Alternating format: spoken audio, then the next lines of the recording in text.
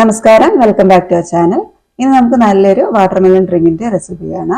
ഈ ഒരു ചൂടിന് അതുപോലെ തന്നെ നോമ്പ് തുറക്കുന്ന സമയത്തൊക്കെ നമുക്ക് കഴിക്കാൻ പറ്റിയിട്ടുള്ള നല്ല ടേസ്റ്റുള്ള ഒരു ജ്യൂസാണ്.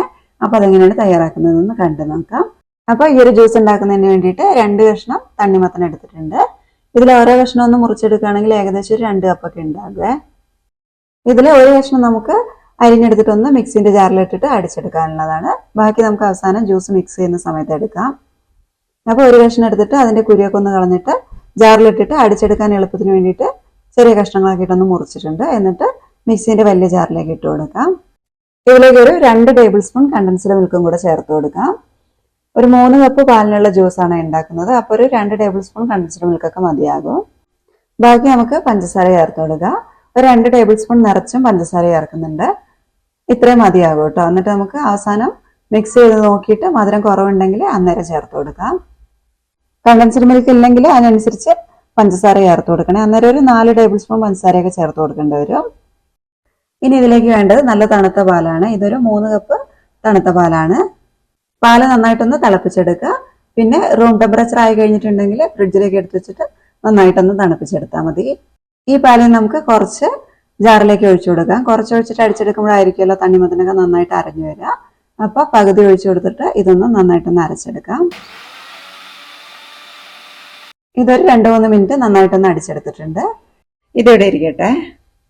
ഇനി ഒരു വലിയ ബൗളിലേക്ക് നേരത്തെ നമ്മൾ മാറ്റി വെച്ചിരുന്ന തണ്ണിമത്തനുണ്ടല്ലോ, അത് വേണമെങ്കിൽ ഒന്ന് കുരു കളയാം, അല്ലെങ്കിൽ കുരുവോടുകൂടി തന്നെ ചെറിയ കഷ്ണങ്ങളാക്കിയിട്ട് മുറിച്ചിട്ട് ഇട്ട് കൊടുക്കാം.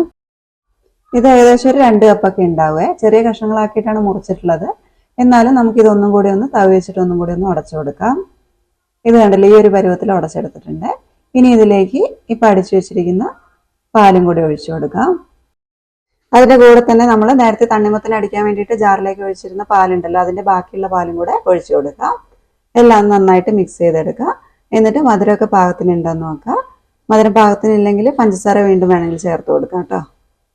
മധുരമൊക്കെ പാകത്തിനുണ്ട്. പിന്നെ നല്ലൊരു ഫ്ലേവറിന് വേണ്ടിയിട്ട് ഇതിലേക്ക് കുറച്ച് ഏലക്ക പൊടിച്ചതും കൂടെ ചേർക്കാം കേട്ടോ. ഒരു ചെറിയ ഏലക്ക എടുത്തിട്ട് അതൊന്ന് പൊടിച്ചിട്ടിട്ട് കൊടുത്താൽ മതി.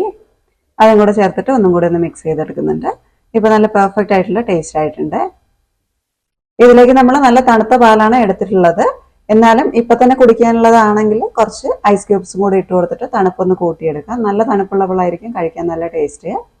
അതുപോലെ തന്നെ ഇത് കുറച്ച് നേരം ഒന്ന് ഫ്രിഡ്ജിലേക്ക് എടുത്ത് വെച്ചിട്ട് തണുപ്പിക്കുകയാണെങ്കിലായിരിക്കും കൂടുതൽ ടേസ്റ്റ്. കാരണം ഫ്രിഡ്ജിലേക്ക് വെക്കുമ്പോൾ പാലൊന്നും കൂടി ഒന്ന് തണുത്തിട്ട് അതുപോലെ തന്നെ ഇതിൽ ചേർത്തിരിക്കുന്ന തണ്ണിമത്തനൊക്കെ നന്നായിട്ട് തണുത്തിട്ടും ചെയ്യും. രണ്ടും കൂടി ഒന്ന് യോജിച്ചിട്ട് നല്ലൊരു ടേസ്റ്റ് ആയിരിക്കും.